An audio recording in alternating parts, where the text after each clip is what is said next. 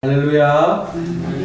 네, 늘 주님을 앙모하는 자에게 늘 새 힘을 더하여 주시고 또 더 없는 복된 길로 인도해 주시는 우리 주님을 향하여 할렐루야 찬양대에서 귀한 찬양을 올렸습니다.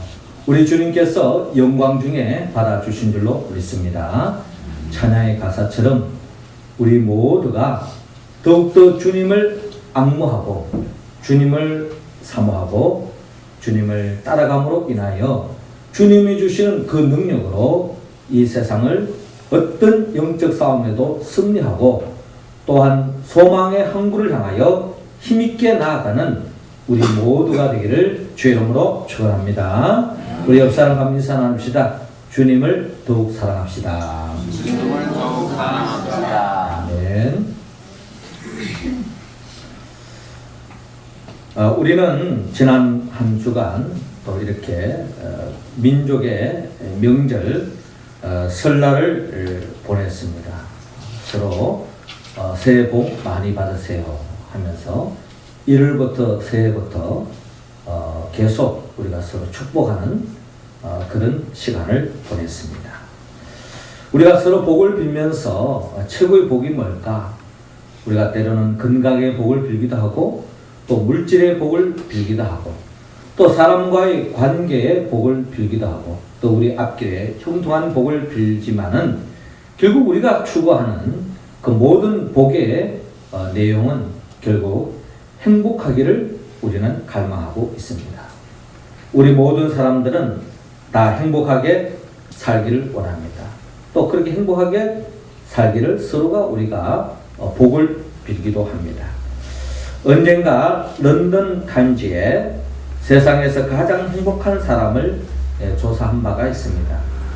결과는 의외였는데 4위가 땀을 흘리며 도자기를 빚는 공예가였고 3위가 죽어가는 환자를 살려내고 막 수술실에 나서는 의사가 행복한 사람이다 라고 나왔고요. 또 2위는 아기를 목욕시키고 젖을 먹이는 엄마다 라고 나왔고 마지막 1위가 최고의 1위가 해변에서 한 소년을 위해서 모래성을 삭고 있는 소년이다. 이런 결과가 나왔습니다. 큰 욕심 없이 가난한 마음으로 자신의 소임을 즐기는 사람이 행복하다 하는 그런 결과를 낳게 합니다. 결국 행복은 외적인 조건이 아니라 내 마음의 상태이며 행복하기 위해서는 먼저 마음과 생각을 다스려야 한다 하는 게 전 세계 사람들의 보편적인 마음가짐인 것 같습니다. 그런데 예전에 우리 한국인의 행복 체험이라고 하는 그런 주제로 여론조사가 한 바가 있는데 한국 사람은 어떨 때 가장 행복한가? 인생 중에 가장 행복한 순간이 언제인가? 라고 물어봤더니 많은 사람들이 이런저런 대답이 있었습니다만 어떤 사람은 본인이 대학에 입학했을 때 또 애인과 첫 입맞춤을 했을 때 그리고 자녀가 결혼했을 때 또 본인이 첫 직장에 취직했을 때 또 아이에게서 첫 카네이션을 받았을 때 또 아이가 초등학교에 입학할 때 또 신혼 첫날 밤에 가장 행복했다. 이런 표현이 여러 가지 표현이 있었습니다만은 그래도 그 중에 최고상이 5위부터 보면은 본인과 배우자가 첫 임신을 했을 때였고요. 또 4위가 결혼식 하는 날, 또 3위가 자녀가 직장에 들어갔을 때, 2위가 아이가 첫 걸음을 뗄 때, 그리고 1위가 첫 아이 태어났을 때라고 그렇게 조사된 바가 있습니다. 한국인의 행복과는 물론이고 보편적으로 사람들이 추구하는 행복은 나 자신이 바라는 것들이 이루어질 때 또 내 자신이 원하는 것들이 소유되었을 때 행복을 느끼며 기뻐합니다. 그러나 나 자신이 바라는 것이 이루어지지 않았을 때 얻지 못했을 때 우리는 쉽게 절망하기도 하고 슬퍼하기도 합니다. 그런 것을 보면 우리 행복과는 지극히 현실적이고 외부적이고 환경적이며 또 조건적인 행복감이 아닌가 하는 생각을 떨칠 수가 없습니다. 그러나 주님은 우리의 행복감이 여기에 머물러 있기를 원치 않습니다. 세상적이고 순간적인 행복감에서 뛰어넘어서 언제 어디서든지 어떤 상황 속에서도 참된 행복을 맛볼 수 있는 영원한 행복을 품을 수 있도록 주님께서는 오늘 본문을 통하여 우리에게 말씀하고 있는데, 오늘 성경 본문에 보면은 세상적인 행복감에 사로잡혀 있는 많은 무리들을 뒤로하고 예수님께서 제자들을 데리고 산상 높은 곳에 올라가셔서 특별히 팔복을 통하여 정말 어떤 사람이 어떤 삶을 살아갈 때에 우리는 이 세상 그 무엇으로 바꿀 수 없는 하나님이 주시는 그 하늘의 행복으로 우리가 살아갈 수 있는가 하는 것을 오늘 주님은 우리에게 들려주고 있습니다. 우리가 정말 이 세상적인 조건적이고 현실적이고 순간적인 그런 행복이 아니라 영원한 하나님이 주시는 그 행복에 젖어드는 그런 삶으로 우리가 나아가기 위해서는 하나님께서는 우리 모두에게 오늘 본문 3절을 중심으로 심령이 가난한 자가 되라고 우리에게 말씀하고 있습니다. 3절 말씀 우리 같이 한번 읽어봅니다. 시작. 심령이 가난한 자는 복이 있나니 천국이 그들의 것이며. 아멘. 예수님께서는 오늘 본문 1절에 예수께서 무리를 보시고 산에 올라가 앉으시니 제자들이 나온지라 입을 열어 가르쳐 이르시되 심령이 가난한 자는 복이 있나니 천국이 그들의 것이며 라고 말씀합니다. 이어서 4절에도 외통하는 자는 복이 있나니 그들이 위로를 받을 것이며 라고 말씀하며 더 나아가 8절에도 마음이 청결한 자는 복이 있나니 그들이 하나님을 볼 것이며 라고 말씀하고 있습니다. 자, 이 말씀의 공통점은 무엇보다도 나 자신에 대해서 주님께서 말씀하는데, 나 자신에 대해서 몇 가지 말씀을 하지만 오늘 본문 3절에 보면 심령이 가난한 자가 복을 받는다. 아니, 심령이 가난한 자가 이미 복을 받았다.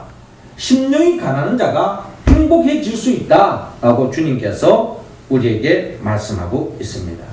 그럼 심령이 가난한 자가 뭔가? 심령이 가난하다고 하는 것은 결국 겸손하다라는 말씀입니다. 겸손한 사람, 이런 사람이 바로 행복한 삶을 살아갈 수가 있다라는 것입니다. 겸손의 반대는 어떻게 보면은 거만한 것이요 교만한 사람을 말합니다. 자만심으로 가득 차 있는 사람, 이런 사람은 아무리 그 무엇을 주어진다 할지라도 행복으로 나아갈 수도 없고 또 모든 것이 채워졌다 할지라도 그 행복을 누릴 수 없다라는 것입니다.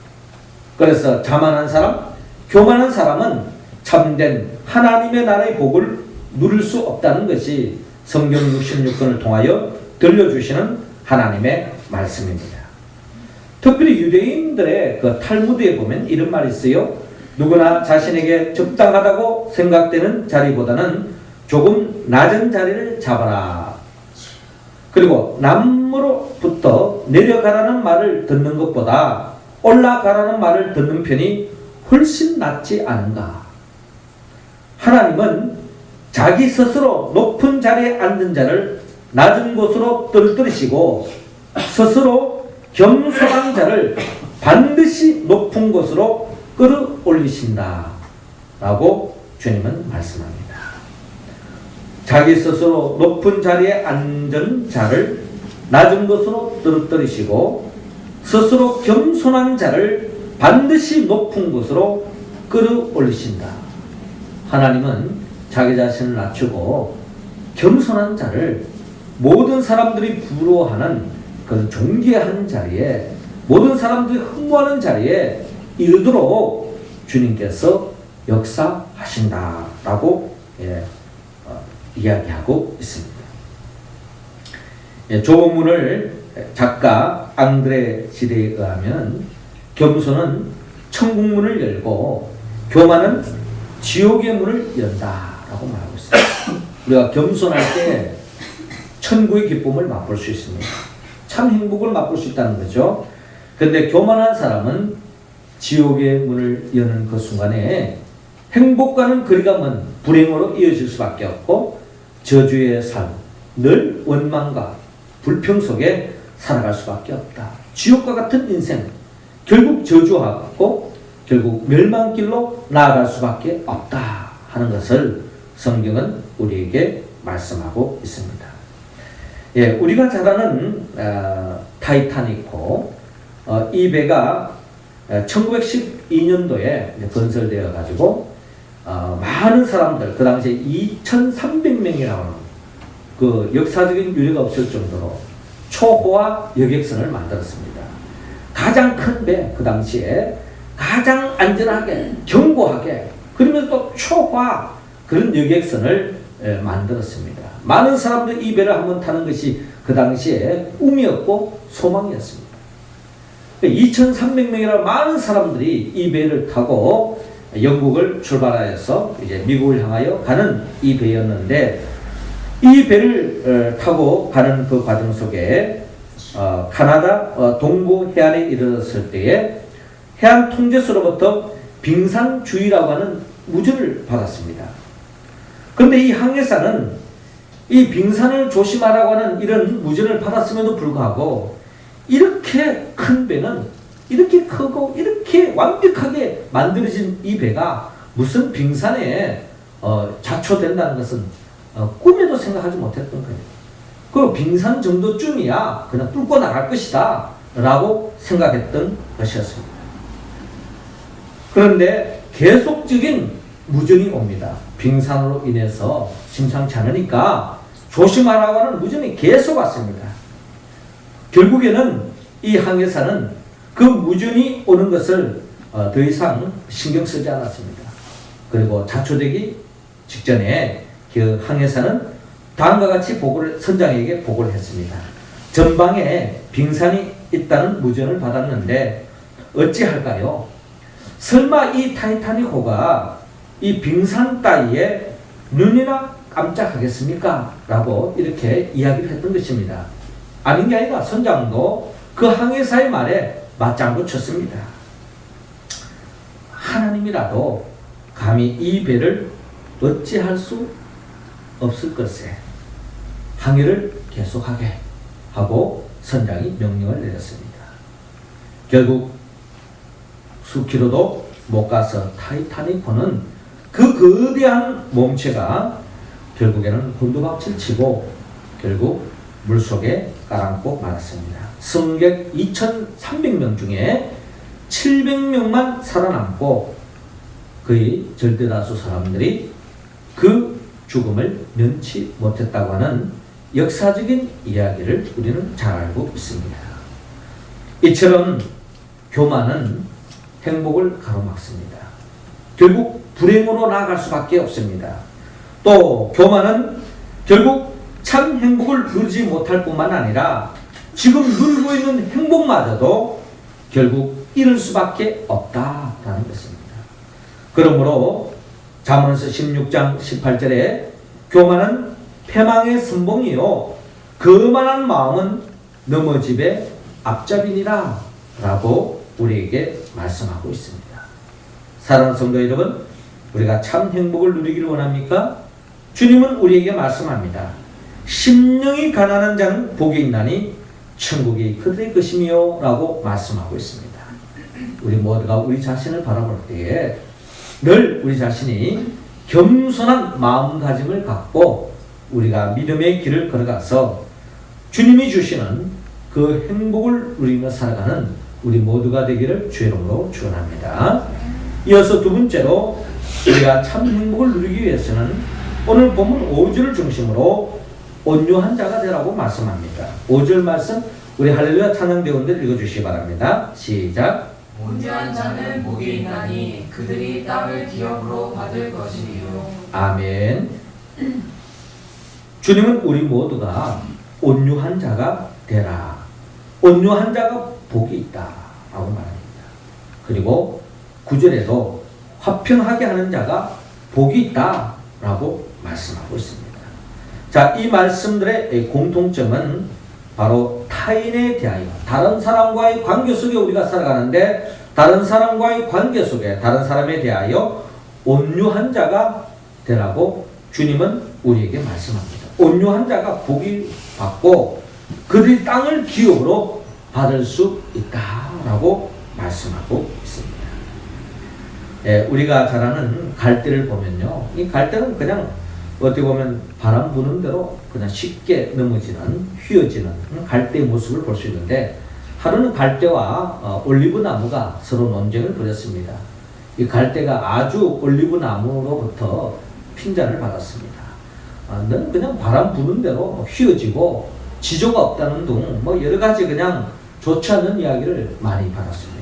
그런데 하루는 갑자기 아주 강한 바람이 불어왔습니다. 갈대는 바람 부는 대로 휘어졌고요, 부드럽게 그 강한 바람을 대체했습니다. 그런데 올리브 나무는 끝까지 그가 강하게 뻗대다가 결국 부러지고 말았다고 하는 그런 이솝 이야기를 우리가 들을 수 있는데, 결국 딱딱한 것보다 부드러운 것이 더 강하다. 어떻게 보면 쉽게 넘어지는 것이 약해 보이는 것 같지만 결국에는 더 강하다 하는 것을 우리에게 들려주고 있습니다. 예전에 빙점의 작가 미우라 아야코 여사가 다니는 교회에 한 동물원 원장님을 초청하여 강연회를 가졌습니다. 동물원 원장님은 각 동물들의 특성을 이야기하면서 또 그 동물들의 그 수명에 대해서 상세하게 강연을 했습니다. 강연이 끝난 후에 질문 시간이 있었는데 이 미우라 아야코 여사가 이 동물이나 생물 중에 어느 것이 빨리 죽나요? 라고 물었습니다. 어떤 동물이 더 오래 사느냐 하는 질문과 같은 질문이겠죠? 동물원 원장이 대답했습니다. 호전적이고 성질이 급한 놈, 덩치가 큰 놈들이 빨리 죽습니다. 그러나 의외로 온유한 동물들이 오래 삽니다. 또 곤충 가운데서도 투구벌레처럼 등딱지가 딱딱한 놈들이 빨리 죽습니다. 라고 이야기했습니다.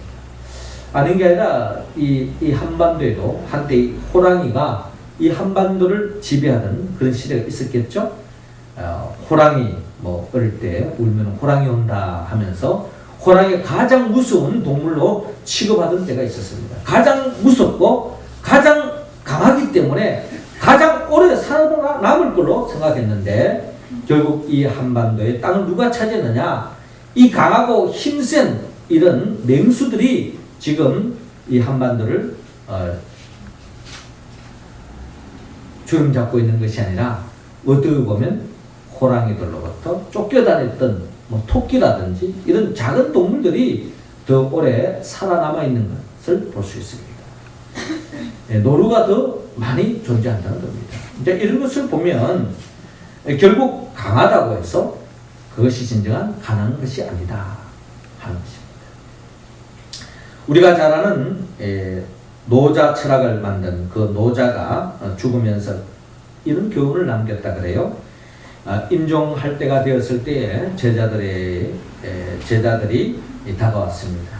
그러면서 제자들을 앉혀놓고 이 노자가 이제 연세가 지긋하면서 입을 벌리면서 제자들에게 내 입에 무엇이 보이는고? 라고 물어봤습니다. 그랬더니 이 제자들이 하는 말이 아무것도 안 보이고 물렁물렁한 혀만 보입니다.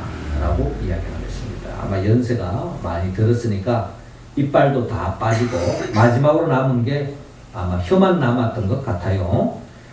그래서 이어서 하시는 말씀이 그렇지, 내 치아는 다 빠졌어. 젊은 시절에 내 치아는 아주 튼튼했지만 사나워서 혀를 물어뜯고 아주 교만하게 굴더니만 다 빠져버렸지. 물어뜯기고 상처를 입으면서도 차마 살아온 혀만이 남은 거야. 그러면서 단단한 것은 죽음이요 온유한 것만이 생명이라고 설파했다고 합니다. 결국 이 말씀은 오늘의 성경의 말씀과 다름이 없습니다. 우리가 정말 주님이 예비하신 그 복을 누리기 위해서는 참 행복을 누리기 위해서는 우리 모두가 온유하라. 모든 사람과의 관계 속에서 온유한 자가 되라고 주님은 우리에게 말씀하고 있습니다. 결국 온유한 자만이 결국 주님이 예비하신 그 복을 누릴 수 있고, 오늘 이 본문 9절에 이어지는 이 온유한 자는 결국 화평하게 하는 자로서 이런 자들이 정정 하나님의 아들이라고 일컬음을 받을 수 있다라고 말씀하고 있습니다. 사랑하는 성도 여러분, 우리 모두가 오늘의 말씀처럼 온유한 자가 되어서 진정한 참 행복의 길로 나아가는 우리 모두가 되기를 주의 이름으로 축원합니다. 마지막 세 번째로 주님은 오늘 본문 6절을 중심으로 의에 줄이고 목마른 자가 되라고 말씀합니다. 6절 말씀 여러분 한 번 더 읽어주시기 바랍니다. 시작. 의에 줄이고 목마른 자는 복이 있나니 그들이 물을 얻을 것이요. 아멘. 예, 주님은 오늘 본 6절에 의에 줄이고 목마른 자는 복이 있나니 그들이 배부를 것이며 라고 말씀하십니다. 이어서 10절에도 의를 위하여 박해를 받는 자는 복이 있나니 천국이 그들의 것임이라 라고 말씀하고 있습니다. 하나님의 복을 맛보는 사람의 특징은 하나님에 대하여 의에 줄이고 목마른 자다라고 말씀합니다. 특별히 그들은 늘 배고파하고 그들이 목마르하는 것은 돈이나 명예나 권력이 아니라 의라는 것입니다. 여기서 말하는 의라는 것은 예수 그리스도를 이야기하고 있습니다. 예수 그리스도를 배고파하고 예수 그리스도를 목말라 하는 사람, 또 예수 그리스도를 위하는 사람, 이런 사람이 진정 하나님이 주시는 만족을, 행복을 맛볼 수 있고 또 하나님의 나라의 주인공이 될 수 있다. 하나님의 나라 유업을 받을 수 있다라고 성경은 말씀하고 있습니다. 지식을 목말라 하는 사람은 지식을 위해서 돈을 투자하고 시간을 바칩니다. 건강을 중요하게 생각하는 사람은 건강을 위해서 수고하고 열정을 바칩니다. 그러나 복음을 가진 사람은 의를 목말라하고 배고파합니다. 의로우신 그리스도를 찾아갑니다. 예수 그리스도를 닮아갑니다. 이런 사람들은 늘 예수님이 누구인가에 관심을 갖습니다. 예수님이 누구입니까? 예수님은 말씀으로 천지 만물을 창조하신 분입니다. 그리고 하나님의 뜻을 이루기 위하여 이 땅에 인간의 몸으로 오셨습니다. 그리고 또한 예수님은 우리의 모든 죄를 짊어지고 십자가에 못 박혀 죽으신 분입니다. 그리고 우리를 어려운 인생으로, 거듭난 인생으로 하나님의 자녀된 삶으로 인도하기 위하여 죽음의 권세를 깨뜨리고 부활하셨고 또 성천하셨고 지금도 하나님 보좌 우편에서 우리에게 성령을 보내주십니다. 그리고 그 성령의 도움을 받는 자만이 진정한 교회를 위하고 교회를 위하여 헌신하고 교회를 위하여 충성하고 또 교회를 위하여 헌신함을 통하여 교회를 든든히 세워가고 교회를 중심으로 하나님의 나라를 맛보는 사람들입니다. 이런 자들을 주님께서는 반드시 새하늘과 새 땅으로 인도하게 하여 재림하여 오시는 분, 그분이 바로 예수 그리스도인 것입니다. 그분을 우리가 바로 알고 그분을 점점 우리가 닮아갈 때에 또 그 주님의 말씀대로 우리가 붙잡고 기도하고 순종하며 살아갈 때에 오늘 성경이 말하는 최고의 행복을 맛볼 수 있다라고 성경은 말씀하고 있습니다. 사랑하는 성도 여러분, 우리 모두는 오늘 주님께서 우리에게 말씀하는 것처럼 심령이 가난한 자로서 우리 모두가 겸손하기를 원합니다. 그리고 모든 사람들에 대하여 온유한 자가 되어지고 더 나아가 하나님에 대하여 의에 줄이고 목마른 자가 되어서 주님을 배고파하고 또한 주님을 알아가고 주님을 닮아가고 주의 말씀에 순종하여서 하나님의 나라의 백성으로서 하늘나라의 기쁨, 참 행복을 매일매일 누리며 살아가는 가장 복받는 인생으로 살아갈 수 있기를 주의 이름으로 축원합니다. 기도드리겠습니다. 생명의 영 보혜사 성령님이시여 이 시간 우리 각자 한 사람 한 사람에게 성령의 기름을 부어 주옵소서. 성령의 충만함으로 말미암아 우리 모두가 겸손한 자가 되게 하여 주옵시고 모든 사람들에 대하여 온유한 자가 되게 하여 주시고 우리의 의 대신 예수 그리스도를 목말라 하고 예수 그리스도를 배고파하고 또 주님을 알아가고 주님을 닮아가고 주님의 뜻대로 살아서 가장 행복한 삶으로 나아가는 우리 모두가 되게 하여 주옵소서. 예수님의 이름으로 기도드리옵나이다. 아멘.